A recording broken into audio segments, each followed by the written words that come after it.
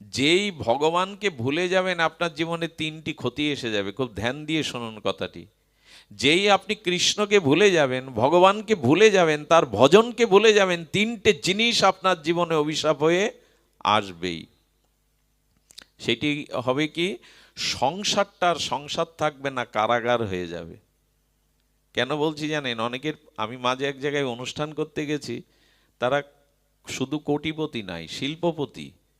বাড়ি যাওয়ার পরে কেউ এসে হাত কাঁপছে, কেউ এসে প্রণাম করছে, কেউ এসে বুকে হাত দিয়েছে। তার মানে সবাই মানসিক যন্ত্রণায়, শারীরিক কষ্টে ভুগছে।